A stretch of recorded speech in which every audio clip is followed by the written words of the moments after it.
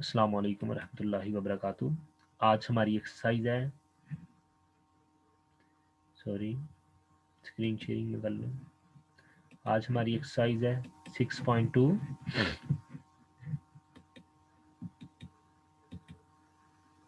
Question number 3 है जी, find the arithmetic mean. हमने अरिथमेटिक मीन फाइंड करना है by direct method. Arithmetic mean find करने के कुछ डिफरेंट मेथड हैं, डायरेक्ट मेथड और इनडायरेक्ट मेथड। शॉर्टकट मेथड भी है, वो इनडायरेक्ट में ही आ जाता है, लेकिन सबसे पहले आपको मीन का पता होना चाहिए। मीन का मतलब क्या है? मीन का मतलब है एवरेज, एवरेज निकालना। ठीक है, मीन का मतलब है एवरेज।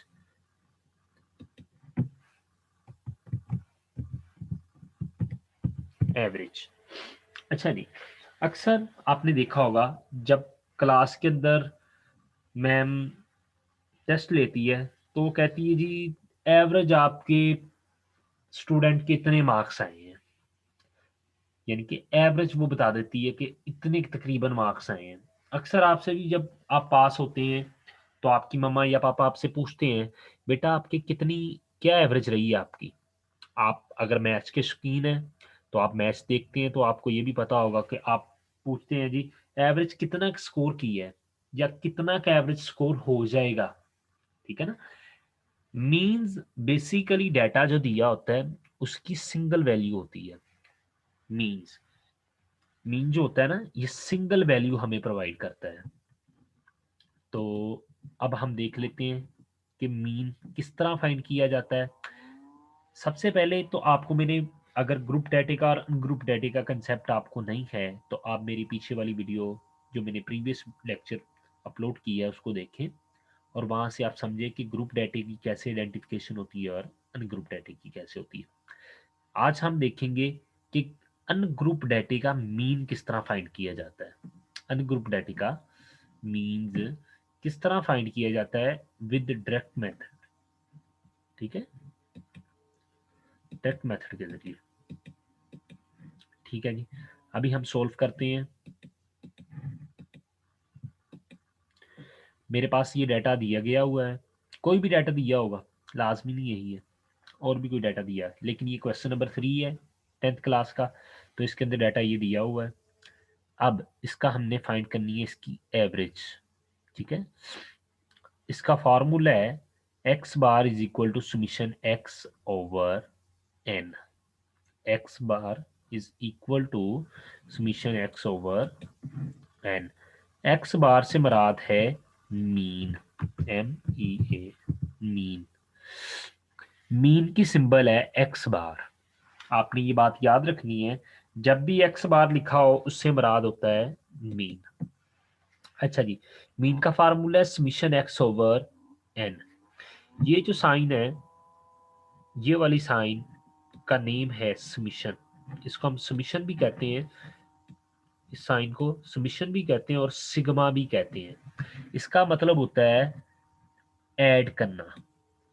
सिग्मा का मतलब होता है ऐड करना, या फिर इसको एक और इसका मतलब भी लिया जाता है, इसका मतलब है इकट्ठा करना।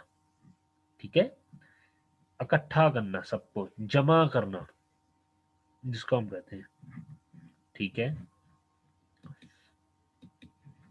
टेक्स्ट सोल्व करते हैं। किसको इकट्ठा करना? एक्स को इकट्ठा कर दो, जहां पर एक्स को जमा कर दो। एक्स यहाँ पर है, कौन से हैं? ये जितनी भी वैल्यू है ना, ये वाली हमारे पास, ये जितनी भी वैल्यू है हमारे पास पड़ी हुई, ये सारी की सारी हमारे पास एक्स है। मैंने पहले भी आपको बताया था, अगर आपने नहीं देखा तो प्रीवियस लेक्चर देखें आप, वहां पर आपको पता चल जाएगा। ये सारी की सारी वैल्यू जो है ना, इसको हम नाम देते हैं एक्स का। ये हमारे पास एक्स है। ठीक है, ये हमारे पास एक्स है, ये सारी वैल्यू 12, 14, 17, 20, 24, 29, 35, 45, ये हमारे पास एक्स है। जो भी उसने डाटा दिया होगा उसको हम कहेंगे कि ये एक्स है। ठीक है जी।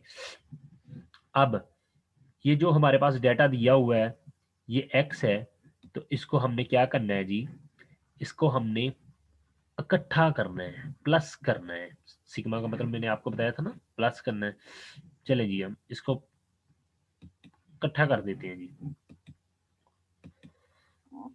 X bar is equal to, x को इकट्ठा कर दो, ये देखिए एक्स है जी 12 प्लस 14 प्लस 17 प्लस 20, इनको मैंने प्लस कर दिया।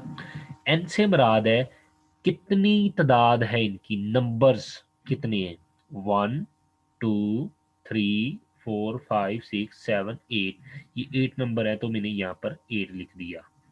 इन सबको प्लस किया तो मेरे पास वैल्यू आ गई 196 और 8 वैसे का वैसे ही नीचे है। अब इन दोनों को डिवाइड किया तो मेरे पास आंसर निकल आया 24.5 आंसर है। ये इसका आंसर है एक्स बार का। एक्स बार मीन्स, ये मीन का आंसर निकल आया मेरे पास। मीन को उर्दू में हिसाबी औसत भी कहते हैं। ये निकल आया आंसर हमारे पास, ठीक है। नेक्स्ट क्वेश्चन की तरफ चलते हैं जी, देखते हैं जी वो कैसे करना है।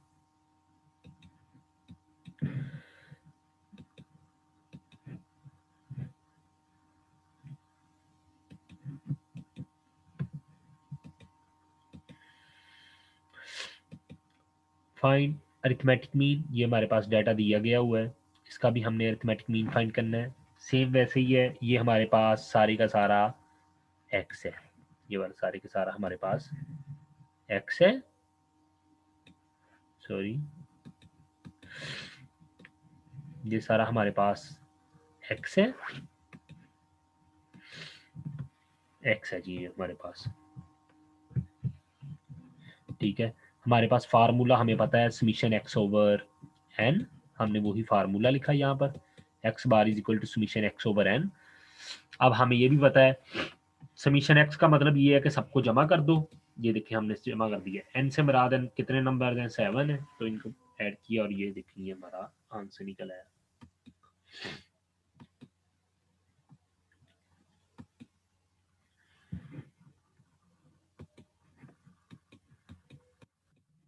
चले जी नेक्स्ट क्वेश्चन देखते हैं। उसने हमें डेटा ये दिया हुआ है, उसने कहा जी मीडियन फाइंड करें। क्या फाइंड करें, मीडियन फाइंड करें। मीडियन, मिड, मिड से मीडियन है, मीडियन, मिड यानी कि मिड वैल्यू फाइंड करें, ठीक है। मिड वैल्यू इसकी फाइंड हो सकती है और उसने साथ ये भी कहा है मॉड भी इसका फाइंड करें, ठीक है कर देते हैं, कोई इशू नहीं है। सबसे पहले मीडियन का पता होना चाहिए। मीडियन का मतलब है मिड वैल्यू, ठीक है जी। अभी हम एक डाटा देखते हैं, इसकी मैं आपको बता देता हूँ, ये ज़्यादा लेंथी डाटा है, अभी इसका भी मेरे निकाल लेते हैं, लेकिन मैं आपको चाह रहा हूँ कि आपको समझाऊँ पहले ताकि आप खुद ही निकालो इसका आंसर, ठीक है जी। यहाँ पर है जी 2 6 3 5 7, मेरे पास ये कुछ वैल्यू दी गई हैं। अब उसने कहा जी इसका निकाल लें मीडियन। मीडियन की साइन होती है ये वाली, ठीक है। अब इसकी दरमियान वाली वैल्यू देखो क्या है। आपने क्या करना है, सबसे पहले बच्चों ने जल्दी जल्दी दो वैल्यू इधर से दो इधर से, कहना है ये वाली दरमियान वाली है, जो कि रोंग है। ये वाली दरमियान वाली वैल्यू नहीं है, ये वाली तो नहीं है दरमियान वाली। आप हो गई दो इधर से छोड़ दी, दो इधर से, सर जी यही वाली दरमियान वाली है, नहीं बेटा। सबसे पहले इसको तरतीब दो, ठीक है। इसको तरतीब जैसे ही आपने दिया 2 3, 3 के बाद 5, 5 के बाद 6, 6 के बाद 7, ठीक है जी। दो इधर से छोड़ दो, दो इधर से छोड़ दो, मेरे पास ये बच गई आपके पास वैल्यू 5। ये इसकी मिड वैल्यू है 5, ये इसका आंसर है, ठीक है। या फिर इसका फाइंड करने का एक और तरीका भी होता है, अगर तो ये ज्यादा, जैसा कि ये देखिए कितनी ज्यादा वैल्यूज हैं, तो उसके लिए तो फिर आप लाइनें लगाते रहोगे, 2 इधर से जोड़ दे 2 इधर, वो गलती कर बैठोगे आप। उसके लिए एक फार्मूला है n+1, मैं 1 मिनट इसको रेज कर देता हूँ, n+1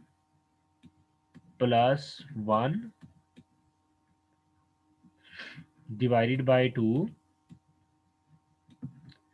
इंटू th। मैंने आपको बताया था ना कि वैल्यू को सबसे पहले रेंज करते हैं, तरतीब देते हैं, असेंडिंग ऑर्डर में या डिसेंडिंग ऑर्डर में लिखते हैं उसको। जैसे कि मैंने पहले लिखा था 2, फिर 3, फिर 5, फिर वो 6, ठीक है ना, मैंने अरेंज किया था डाटे को। इसी तरह यहाँ पर सबसे पहले आप डाटे को अरेंज करेंगे। उसके बाद आपने देखना है ये n क्या है। n से मुराद है 1 2 3, कितने हैं नंबर्स, ये जितने भी नंबर्स होंगे उसकी हम यहाँ पर तादाद लिख देंगे, ठीक है। उसको फिर 1 के अंदर ऐड कर देंगे। फॉर एग्जांपल 10 है तो 1 ऐड किया, या 12 है तो 1 ऐड किया, 3 है तो 1 ऐड किया, जो भी वैल्यू होगी।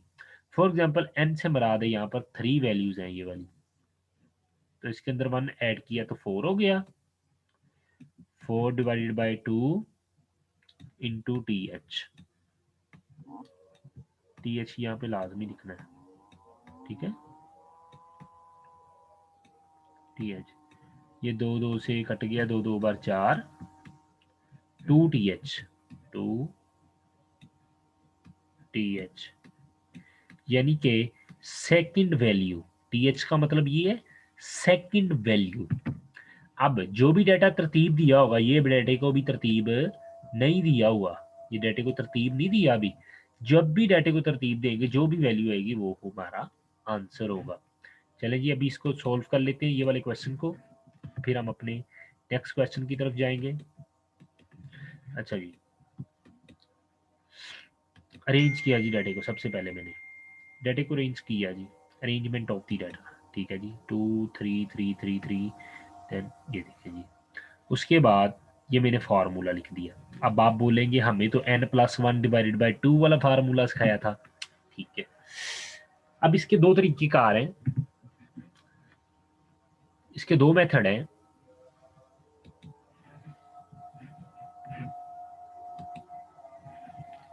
कि या तो आप वैल्यू को रेंज करने के बाद, ये देखें जी, ये फार्मूला अभी नहीं हम लगाते जी, यहाँ से 1 2 3 4 5 वैल्यू यहाँ से छोड़ दी, 1 2 3 4 5 वैल्यू यहाँ से छोड़ दी, ठीक है। फिर 1 2 3 4 5, 2 4 5 वैल्यू यहाँ से छोड़ दी, 5 वैल्यू यहाँ से छोड़ दी, 2 4 5, ठीक है। अभी भी डाटा ज़्यादा है, 2 2 4 2 6 5, 1 2 3 4 5 6 वैल्यू यहाँ से छोड़ दी, और 6 वैल्यू मैंने इधर से छोड़ दी। 1 2 3 4 5 6 वैल्यू मैंने यहाँ से छोड़ दी, ठीक है। 2 4 2 6 वैल्यू। अब 2 वैल्यू मैंने यहाँ से छोड़ दी, 2 वैल्यू यहाँ से छोड़ दी, तो मेरे पास जो भी दरमियान वाली वैल्यू बचती है 7 और 7 बच गई थी, ये वाली 2 बच गई है वैल्यू, 7 और 7, 7 + 7 14, 7 + 7 14 होता है जी हमारे पास, ठीक है जी। मैंने आपको बोला था ना जो भी दरमियान वाली वैल्यू बचे, अब दरमियान वाली वैल्यू बच गई है 14, तो फिर क्या ये दरमियान वाली वैल्यू ये हमारा आंसर होगा? नहीं, इसको फिर हम 2 के ऊपर डिवाइड कर देंगे तो हमारा आंसर निकल आएगा, और वो भी ऑटोमेटिकली 7 ही होता है। लेकिन इस तरह ये तो करना बहुत डिफिकल्ट है। अगर n+1 मैं करूं, n+1 divided by 2 into th, ठीक है ना, तो ये मेरे पास है 38। जबकि ये जो फार्मूला n+1 वाला है ना, ये है इवन नंबर के लिए। n+1 वाला जो फार्मूला है ना, n+1 वाला, ये वाला फार्मूला है ओड नंबर्स के लिए, जब वैल्यूज ओड हों। यहाँ पर ओड नहीं है बल्कि इवन नंबर है, 38 जो है इवन है। आपको अगर इवन और ओड का नहीं पता तो आप मैंने लेक्चर पीछे रखा हुआ है, डिस्क्रिप्शन में मैं दे दूंगा, वो आप उसको पहले सुनिएगा।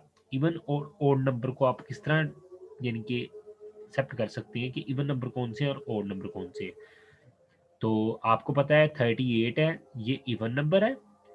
तो इवन नंबर अगर होगा तो उसके लिए फार्मूला हम यूज करेंगे ये वाला। अगर n जो है इवन नंबर होंगे तो इसके लिए फार्मूला ये होगा 1/2 into n/2 th plus n+2 divided by 2 th। Same वही वाला फार्मूला है, कोई डिफरेंस नहीं है। बस n की वैल्यू 38 है, यहाँ पर 38 हमने रख दिया। 38 इन दोनों को प्लस किया, यहाँ पर 38 को 2 के ऊपर डिवाइड कर देना है हमने, और इसको 40 को 2 के ऊपर डिवाइड किया 20, और यहाँ पर इसको डिवाइड किया, हमारे पास 19 प्लस, ठीक है, उसको हमने किया तो हमारे पास एक आंसर आ गया जिसको हम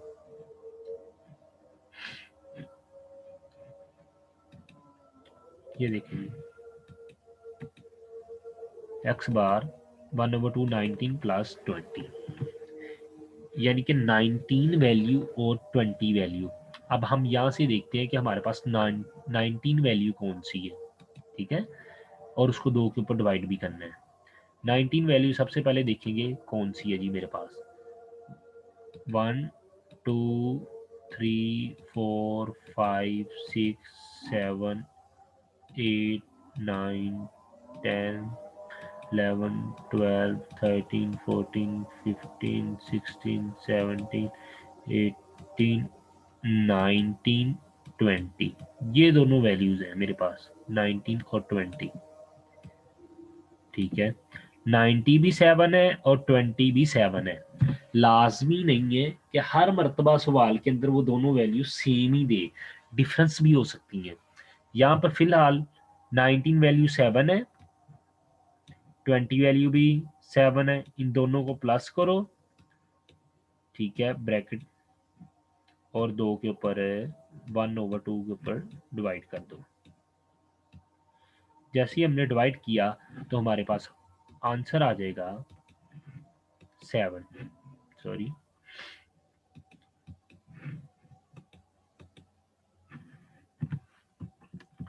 इन दोनों को मैंने किया तो हमारे पास आंसर आ जाएगा, ये देखिए मैंने दोबारा उसी को लिख दिया था ताकि आपको पता चल जाए। 7 + 7 14/2, 7 हमारे पास आंसर आ गया, ठीक है। ये इवन नंबर्स के लिए, अगर n की वैल्यू जो है इवन नंबर हो तो फिर हमने ये फार्मूला लगाना है 1/2 into n/2 th plus into n+2 divided by 2 th। बच्चे यहाँ पर ये मिस्टेक करते हैं कि वो n+1 डिवाइडेड बाय 2 th वाला फार्मूला लगा देते हैं, इवन और ओड का उनको पता ही नहीं चलता। जब तक इवन और ओड का आपको नहीं पता चलेगा आप उस वक्त तक फार्मूला नहीं लिख सकते। सबसे पहले तो आपको इवन और ओड की पहचान होनी चाहिए, ठीक है। अच्छा जी, अब इसके अंदर देखते हैं जी हमारे पास मोड क्या है। दूसरे उसने सेकंड कहा था कि इसके अंदर मोड फाइंड करें, अब मोड भी हमने फाइंड करना है। तो मोड फाइंड करने के लिए आप देखेंगे जी, सबसे मोड का मतलब ये होता है जो मोस्ट रिपीटेड वैल्यू है। इसके अंदर देखेंगे जी 1 2 3 4 5 6, 4 जो है 6 टाइम आया है, और कौन सी वैल्यू 6 टाइम आई है, ये 6 से ज़्यादा मरतबा आई है, 2 2 4 5 7, 2 2 4 2 2 4 2 6 9, 9 भी 6 टाइम आया है और 4 भी 6 टाइम आया है, और इसके अलावा बाकी सारे कम कम टाइम्स आए हैं। तो लिहाजा इसका मोड होगा MODE मोड। मोड इसका आएगा जी, मोड का आंसर है जी 4, 9, दो इसके हैं जी मोड, 4 भी है और 9 भी है। बाज का 1 होता है, बाज का 2 होता है, बाज का 3 होते हैं मोड। तो यहाँ पर हमारे पास 2 हैं वैल्यूज 4 और 9 जो कि हमारा मोड है, ठीक है जी। ये भी हमारा आंसर निकल आया। नेक्स्ट देखते हैं जी।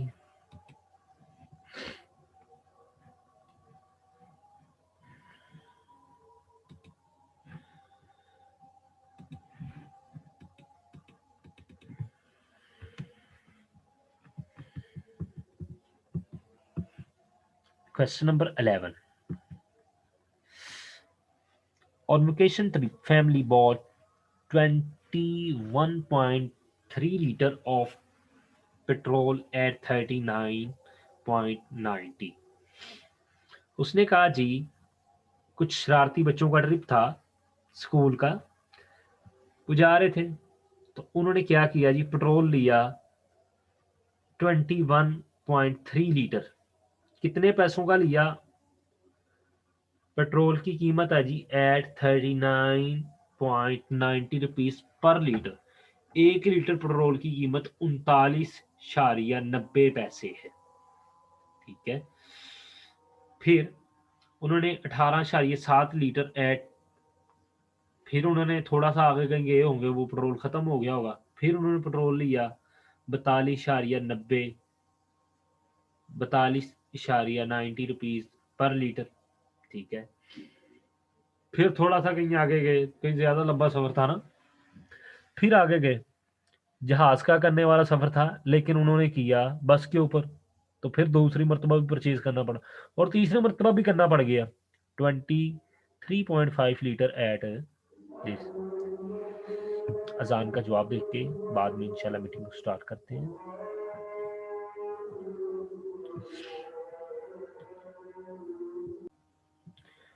बिस्मिल्लाहिर्रहमानिर्रहीम। अच्छा जी, उसने बाद में फिर तीसरी मरतबा पेट्रोल उन्होंने परचेज किया। उसने कहा जी find the mean price paid per litre. उसने कहा जी एवरेज बताएं कितने रुपए का 1 लीटर पेट्रोल पड़ा उनको।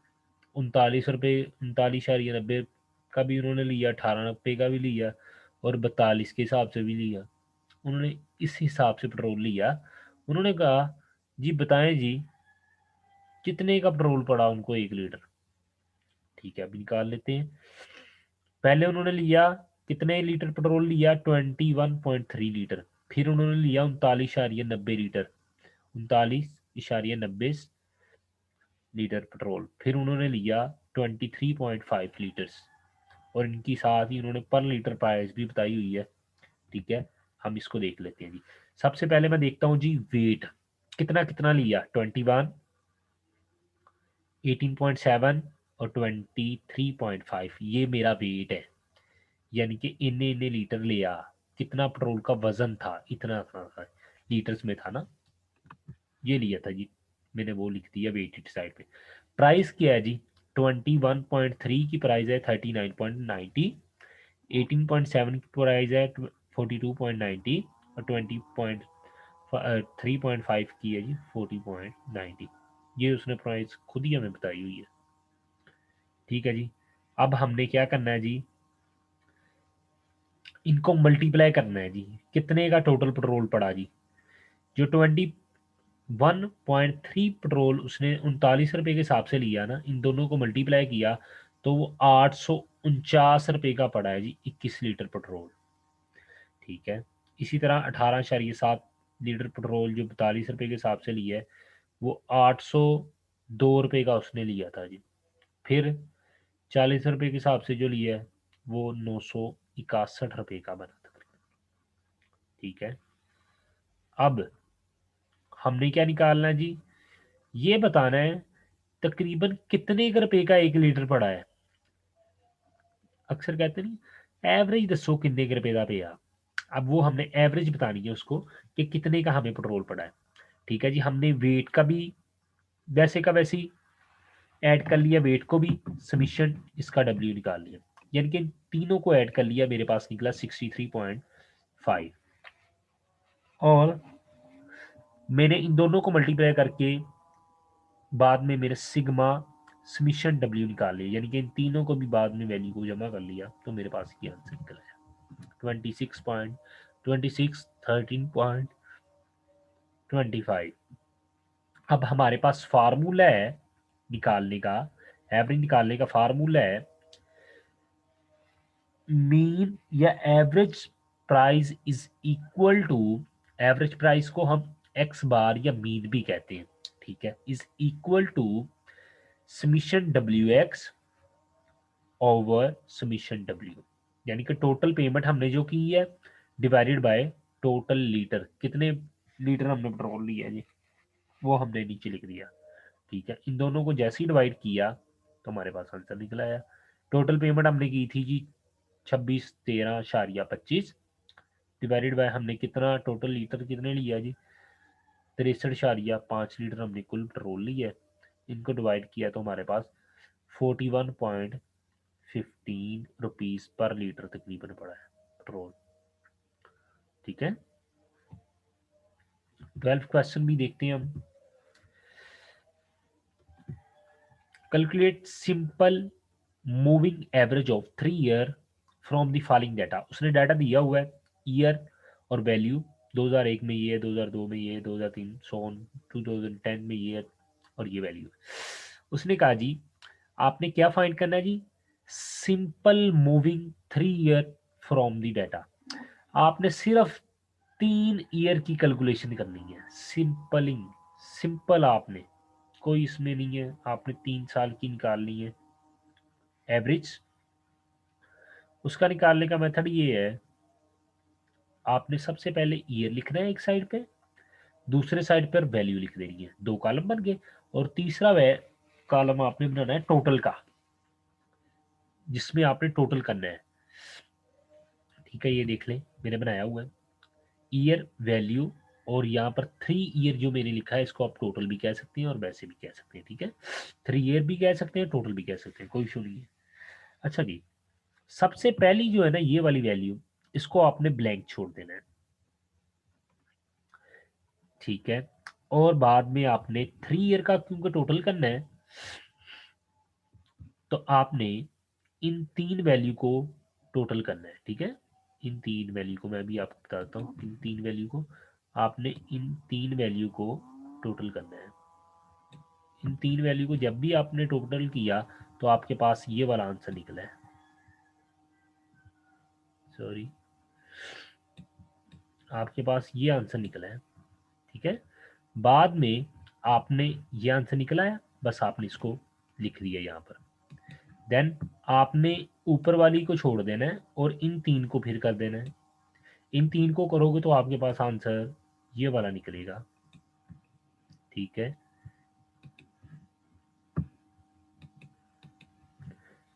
देन ऊपर वाली 2 छोड़ देनी है, इन 3 को आपने करना है, इन 3 का किया तो आपके पास आंसर ये वाला निकला। ठीक है, इसी तरह आपने फिर इन 3 को करना है और आपके पास आंसर उसका निकल आना है। ठीक है, ये आंसर निकल आना है। इस तरह आपने करते जाना है। कब तक, 2010 तक, जब तक हमारा क्वेश्चन कंप्लीट नहीं हो जाता। अभी 2006 तक ये लिखा हुआ है, अभी ये देखें 2007 का भी मैंने ये देखे लिखा हुआ है, 2008 का भी, ये हमने सारे का कर लिया, और लास्ट वाला वैसे ही ब्लैंक आ जाएगा। पहला और आखिरी हमने हमेशा ब्लैंक छोड़ना है। Then next 3 year moving. अब ये जो भी हमारे पास आंसर निकला था ना, ये हमारे पास जो भी आंसर निकला था, इस आंसर को हमने 3 के ऊपर डिवाइड करना है, बिकॉज उसने कहा था 3 ईयर मूविंग, तो हमने 3 के ऊपर इसको डिवाइड करते जाना है। ठीक है, इसको भी 3 के ऊपर जो भी आंसर हमारा निकला था, जो भी आंसर हमारा निकला था, ये देखें, उसको 3 के ऊपर डिवाइड करते जाना है। जो भी आंसर हमारा निकला था 3 के ऊपर हमने डिवाइड करते जाना है। करते करते हमारे पास ये आंसर, सबका आंसर हमारे पास ये आ जाएंगे अकेले अकेले के। ठीक है, ये भी क्वेश्चन सोल्व हो गया। आई होप आपको पता चला होगा कि किस तरह क्वेश्चन सारे के सारे सोल्व करने हैं। बहुत इजी है, 1-2 मरतबा आप ट्राई करेंगे तो आप गो थ्रू हो जाएंगे और आप इजीली करने लग जाएंगे।